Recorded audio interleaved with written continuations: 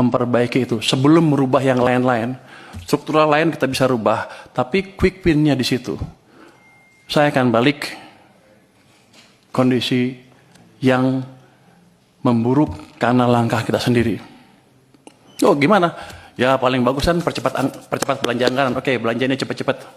Tapi yang kita tahu, itu nggak semudah membalik tangan. Saya pernah tanya Pak Jokowi dulu waktu saya di istana, Pak, balikin uangnya ke sistem. Loh apa bedanya? Kan nggak bisa belanja juga. Pak, kalau uang Bapak ditaruh di BI, dosa Bapak dua. Satu, Bapak nggak bangun ekonominya. Yang kedua, sistem kering, nggak bisa bangun juga. Jadi kalau balikin ke sistem perekonomian, ke bank, himbara misalnya, dosa Bapak tinggal satu, yaitu satu, yang nggak bangun aja, tapi ekonominya bisa jalan. Kalau itu yang dimanfaatkan adalah real sector. Saya ingin tunjukkan lagi ya, kenapa zaman tadi udah cerita belum ya? Zaman Pak SBY tumbuh 6%, zaman Jokowi rata-rata 5% apa di bawah Pak SBY yang Pak Jokowi ya. Kalau Anda lihat di pertumbuhan uang M0-nya, base money, teori dasar moneter itu, di zaman Pak SBY rata-rata tumbuh 17% lebih. Akibatnya uang di sistem cukup, kredit tumbuh berapa? 22%. Jadi pada waktu zaman Pak SBY, walaupun dia nggak bangun infrastruktur habis-habisan, private sector yang hidup, yang menjalankan ekonomi.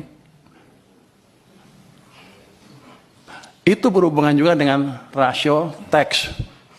Ketika tax private sector yang jalan, dia akan lebih banyak bayar pajak dibanding pemerintah. Tax ratio kita tumbuh 0,5% lebih tinggi dibanding ketika zaman Pak Jokowi. Pada zaman Pak Jokowi, uang tumbuh hanya sekitar 7% M0-nya. Bahkan di titik-titik itu sepanjang tahun, 2 tahun terakhir sebelum krisis, itu tumbuhnya 0%. Memang ekonomi sedang dicekek. Cuman saya nggak tahu waktu itu karena saya di maritim. Jadi begitu 2020 saya diminta bantu, saya kaget. Pak, kenapa begini Pak? Bapak bangun apa-apa mati-mati pun nggak bisa. Karena mesin ekonomi kita pincang. Hanya pemerintah yang jalan, sedangkan yang tadi 90% berhenti atau diperlambat.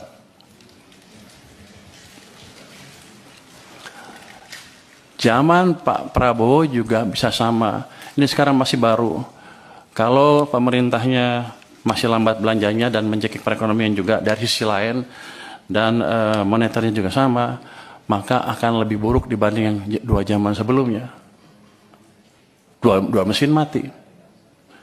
Jadi tugas saya di sini adalah menghidupkan kedua mesin tadi, mesin moneter dan mesin fiskal. Nanti saya mohon restu dari parlemen untuk saya menjalankan tugas itu. Langkah pertama sudah kami jalankan. Saya sudah lapor ke Presiden, Pak, saya akan taruh uang ke sistem perekonomian. Berapa?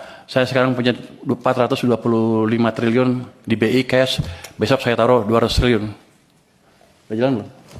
Sudah jalan belum? Sudah jalan? Lagi dijalankan.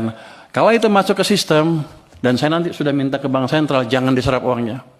Biar aja kalau Anda menjalankan kebijakan moneter, kami dari sisi fiskal yang menjalankan sedikit. Tapi nanti mereka juga mendukung. Artinya ekonomi